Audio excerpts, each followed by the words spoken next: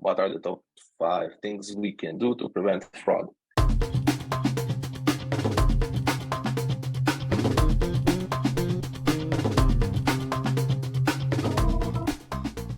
I think I like the quote I heard from Trisha, my CEO, a couple weeks ago. The best way not to have fraud is not to have customers, but it turns our business to slightly challenging because we depend on customers. So obviously, top 5 things to you can do to fight fraud or prevent fraud. I think in today's market and the way fraud is evolving, having a good onboarding policy is probably the most important thing you can have.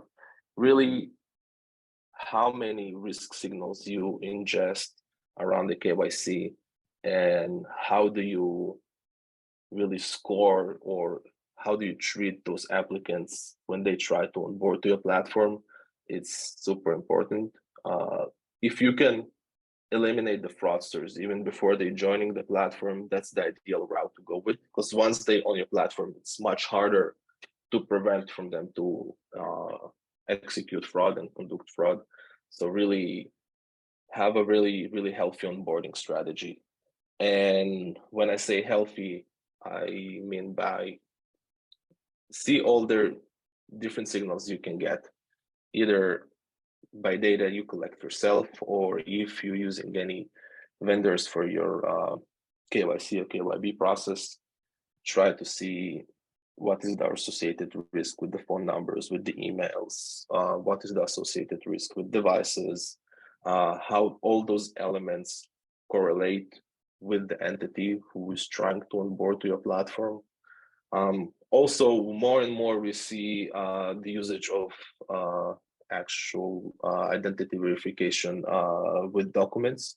So although it has some friction to it, because not everybody obviously willing to take a selfie and submit the driver's license or the passport, but don't be afraid to use it as a waterfall, as another step in your strategy, and really making sure that on those edge cases when you're not fully sure that this entity is real, or this entity actually belongs to the applicant who tries to onboard to your platform, really using document verification, I think it's a great tool. Although it has friction, I think it helps a lot, and it really like the last line of defense before the applicant turn into a customer. So I think that would be number 1. Number 2, build your fraud strategy with customer segmentation in mind. Chances are that the way your product is developed, the product people develop all the different features for everybody.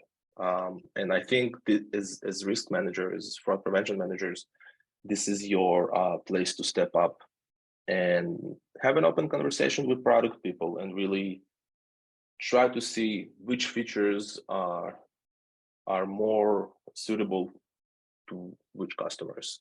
Not every customer who onboards to your platform should get immediate access to all the features. And really you can start building your fraud strategy around that. Slowly open more features to more tenured customers.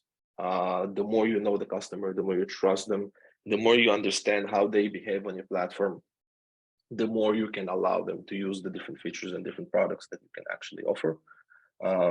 And also when you write your rules and when you write your strategy, make sure that the customer segmentation that you have in mind is incorporated with your rules. So just like Connor showed us in the last demo, account tenure is a great way to really have more specific rules for more different edge cases.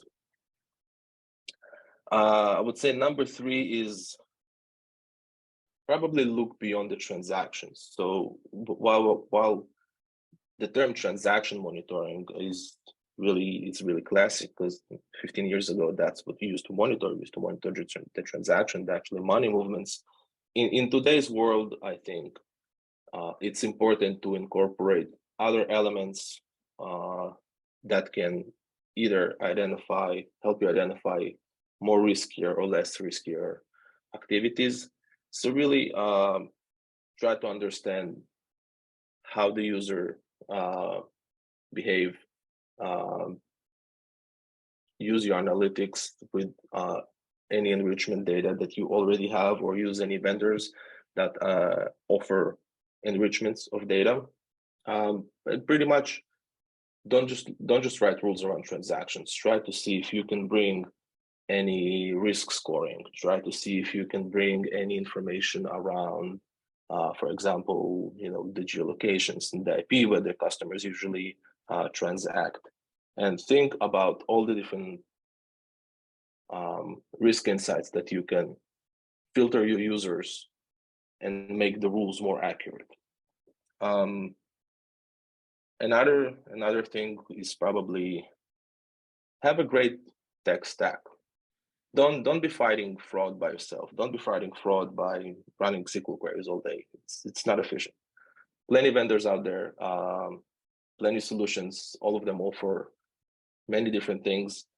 Don't be afraid to test. Don't be afraid to go into POCs and see really how different vendors with different solutions can help you and your specific use cases.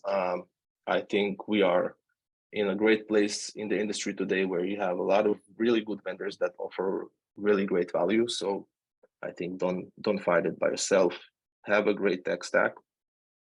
And the last thing is probably, I would say internal policies. And the sooner you define them, the better. Understand in every point of the customer, let's say, life on your platform, how do you treat them? And if something is happening from risk perspective, what do you do with the customer? How do you engage with them? It's important, first of all, to have to make sure that the good customers have a great experience, right? Because at the end of the day, we don't want to create a bad experience just because we are fighting fraud.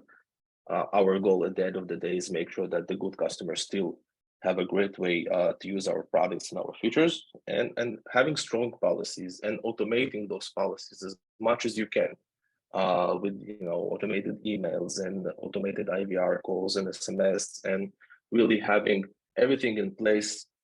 I think it will help you both improve the experience for the good customers, but also be very, very clear about what do you do, what actions you take when you feel like there is fraud happening, or when you feel like, okay, this customer is up to no good, and how do you treat them?